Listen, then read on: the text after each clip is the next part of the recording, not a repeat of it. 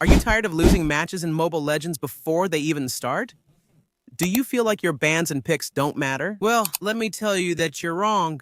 The pick and ban phase is the initial battlefield in every Mobile Legends match. It's where strategies clash and where you can secure an unstoppable advantage if you know what you're doing. Today, I'm sharing the ultimate guide to mastering bans and picks in Ranked, helping you win more matches from the loading screen. Let's get started. Why are bans and picks so important? A lot of people underestimate the draft, but it's crucial. A good ban can nullify the enemy's strategy, and a smart pick can counter the enemy heroes, or strengthen your team in ways you can't even imagine. It's like chess. Every move matters. A poor decision here puts you at a disadvantage from the start. But don't worry, because I'm going to give you the tools to become a draft master. Step number 1, smart banning. First, let's talk about bans. There are two main types of bans you should consider. Meta bans.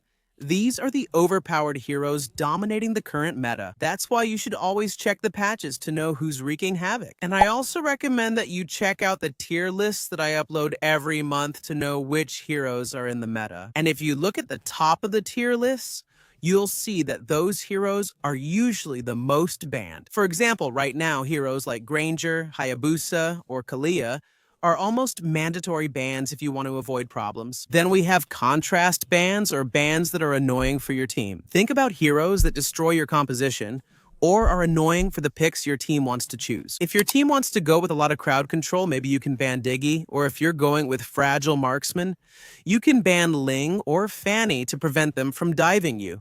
This type of ban is more situational, but it can be the key for your strategy to work. For example, if your team goes with an Atlas and an Odette, banning Diggy would be crucial. Now, let's move on to another point to keep in mind. How to ban according to your position. If you have the first pick, meaning you or your team choose first here, you have to be more cautious with your bans. Generally, you ban the strongest heroes in the meta, the ones that are hard to counter, or heroes that you know that the enemy could pick and would be very hard to deal with. Do you want to prevent the enemy from having an obvious pick, one that directly counters what you plan to pick first? For example, if you know you're going to pick Nolan, you could ban heroes with good crowd control who can catch him easily, and if you don't have first pick, meaning the enemy picks first. In this situation, your bans can be more reactive. Ban heroes that directly counter the enemy's first picks, or heroes you know could complete a strong composition for them. You can also take the risk of leaving a strong hero unbanned if you're sure you have a good counter for him on your team. And now, an extra tip. A common mistake is banning heroes that you simply don't know how to play. Don't do that. Ban what really benefits your team and hurts the opponent, not what frustrates you personally. Step number 2, the perfect pick.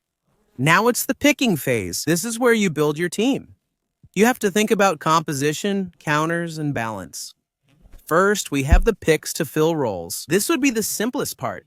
You have to make sure your team has a solid tank, a jungler who deals damage, a mage, preferably with crowd control, a marksman to handle the late game, and a fighter for the experienced lane who has enough damage but is also tough.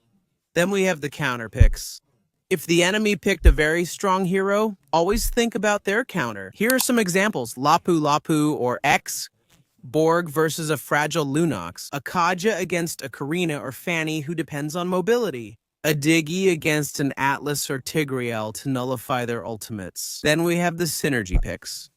Seek heroes that work well together. Here are some examples. Esmeralda with Guzian, Minotaur with Odette, Atlas with Kadita, Johnson with Badang, or Angela with Aldous. And finally, we have the flexible picks. If you're the first to pick, choose heroes that are hard to counter or that can play in multiple positions. This way, you don't reveal too much to the enemy or make it easier for them to counter you. Obviously, I'll give you some examples. Chao can play in the experienced lane or as a roamer. We also have Fredrin, who can go jungle, experienced lane, or even as a roamer.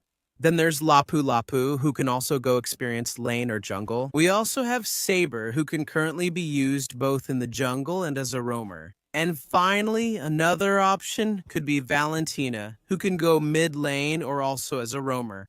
Now, for those who want to take it a step further, let's go over some advanced strategies. We have the search engine optimization picks. Pick a hero you think the enemy will try to counter so that they reveal their strategy. And then you pick the counter to their counter. For example, you pick a marksman like Melissa or Brody as your first pick.